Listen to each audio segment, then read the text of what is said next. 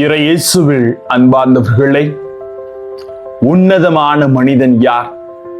ஒரு மனிதனின் செயல்பாட்டை வைத்துத்தான் அவனது தன்மைகளையும் அவன் ஏறெடுக்கிற ஒவ்வொரு செயல்களையும் நாம் அறிந்து கொள்ள முடியும். ஒரு மனிதன் உண்மையான மனிதனாக அவனது செயல்பாட்டு வழியாக மனித நேயத்தை வெளிப்படுத்துவதன் வழியாக கடவுளின் அருளை பிறரோடு பகிர்ந்து கொள்வதன் வழியாக வெளிக்கொணர முடியும். உன்னதமான மனிதனின் செயல் என்ன என்பதை இன்றைய நற்செய்தியில் ஆண்டவர் இயேசு நிகழ்த்தி காட்டுகிறார். வார்த்தையோடு பயணம் செய்து அறிந்து கொள்வோம் வாங்க. Praise the Lord. இயேசுவுக்கே புகழ், இயேசுவுக்கே நன்றி. இறைவனின் அருட்கரமும் அருளாசிரும் உங்களோடும் உங்கள் குடும்பத்தோடும் முழுமையாக தங்கிட உங்களை நான் வாழ்த்துகிறேன். அன்பில் இனியவர்களே, ஓய்வு நாளில் நன்மை செய்வதா தீமை செய்வதா, உயிரை காப்பதா அழிப்பதா, எது முறை என்ற ஒரு கேள்வியை ஆண்டவர் இயேசு என்று எழுப்புகிறார். நன்மை செய்த அவரிடத்திலே பலவிதமான கேள்விகளும் அவரை எப்படியாவது சிக்கலில் சிக்க வைத்து விட வேண்டும் என்ற ஒரு விதமான ஒரு சுய எண்ணத்தை கொண்ட ஒரு சில மக்களின் சிந்தனைகளை அவர் உடைத்து நொறுக்குகின்றார். அன்பார்ந்தவர்களே, இயேசு இவ்வுலகில் வாழும் ஒவ்வொரு மனிதனையும், குறிப்பாக யூத சமுதாயத்தால் வெறுக்கப்பட்ட ஏழைகள், வறியவர்கள், தொழுநோயாளிகள், உடல்நலம் குன்றியவர்களை, பாவிகளை அன்பு செய்து அவர்களோடு தோழமை கொண்டு வாழ்ந்தார். இதுதான் உண்மையின் உண்மையாக பார்க்கப்பட்டது. பொது இடத்திற்கு அவர்கள் வருவதற்காக அனுமதி மறுக்கப்பட்டது. அப்படிப்பட்டவர்களோடு யாருமே பழகாத சூழலில் இயேசு அவர்களை தேடி சென்று அன்பு செய்து அவர்களின் தாழ்வு மனப்பான்மையை போக்கி கைசூம்பியரை பார்த்து எழுந்து நடுவே நில் என்கிறார். உரிமை இழந்த மனிதனுக்கு இயேசு புது வாழ்வு கொடுக்கின்றார்.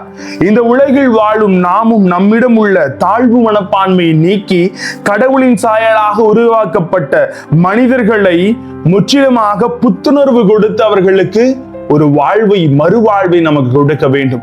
இந்த செயல்கள் நமது வாழ்விலே ஒரு மனித நேயத்தோடு மனித சிந்தனையோடு செயல்படுகிற பொழுது நம்மால் பிறர் வாழ்வை சீர்தூக்கி பார்க்க முடியும் என்ற உணர்வு நிலை இன்று இயேசு நமது உள்ளத்திலே வித்திட விரும்புகிறார்.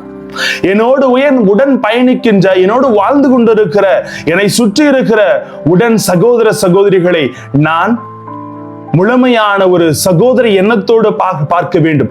சக உதிரமாக என்னோடு இருக்கிற ஒவ்வொருவரையும் சக உதிரமாக நான் அறிந்து அவர்களை ஏற்றுக்கொள்ளுகிற பொழுது அவர்களை எந்த சூழ்நிலையிலும் விலக்கி வைக்காமல் என்னோடு பயணிக்கின்றவர், என் குடும்பத்தோடு வாழ்கிறவர், என்னை சுற்றி இருக்கிறவர் என்ற சக உணர்வை கொடுக்க வேண்டும். அப்பேற்பட்ட உணர்வை இந்த மனிதநேயம் ஒரு மனிதனுக்கு கொடுக்கிறது என்பதை அவர் அறிந்து காட்டுகிறார். ஏனென்றால் இன்று கைசூம்பியர் ஒதுங்கிய நிலையில் பலவிதமான வேதனை சூழ்நிலை சூழ்ந்து கொண்டிருந்த வேளையில் ஆண்டவர் இயேசு ஒரு தெளிவை கொடுத்து அவரை குணப்படுத்தி இந்த ஓய்வு நாள் சட்டங்களை எல்லாம் மீறி அவர் நன்மை செய்து மனிதனை மனிதனாக மதிக்கின்ற ஒரு உணர்வை அங்கு அவர் ஏற்படுத்துகிறார். அன்பார்ந்தவர்களே, இயேசு சினம் கொண்டார். அவர்களது பிடிவாத குணத்தை கண்டு வருந்தினார்.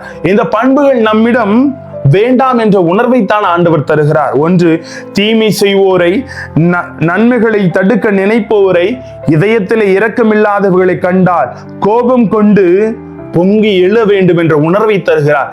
தப்புன்னு தெரிஞ்சா be bold enough to say this is wrong அப்படின்னு சொல்லிட்டு நாம் தவறை எடுத்துக் கொள்கிற மனிதர்களாக வாழ வேண்டும். இரண்டாவது, அவர்களின் பிடிவாதம், தன்னலம், குறை காணும் மனநிலை இவற்றை கண்டு வருந்த வேண்டும், இரக்கம் கொள்ள வேண்டும். இப்படி சுயநலவாதிகளாக இருப்பவர்களை பொதுநலவாதிகளாக மாற்றி இரக்க செயல்களை பொழிந்து உன்னோடு இருக்கிற ஒவ்வொருவரும், உன்னோடு பயணித்துக் கொண்டிருக்கிறவன், உன்னை சுற்றி இருக்கிற அனைவரும் சக சகோதர உணவோடு சக உதிரமாக பார்த்து உங்கள் வாழ்க்கையிலே முன்னேறி செல்லுங்கள்.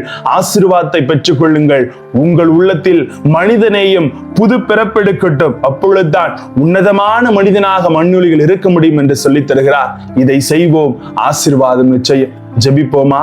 அன்பு இறைவா, எங்கள் வாழ்வில் நாங்கள் எல்லோரையும் சகோதர உணர்வோடு உற்று நோக்கி சக உதிரமாக அவர்களை அறிந்து கொண்டு எங்களால் முடிந்த உதவிகளை செய்து மனிதநேயத்தோடு வாழ்ந்திட எங்களோடு தங்கும் ஆண்டவரே. Praise the Lord.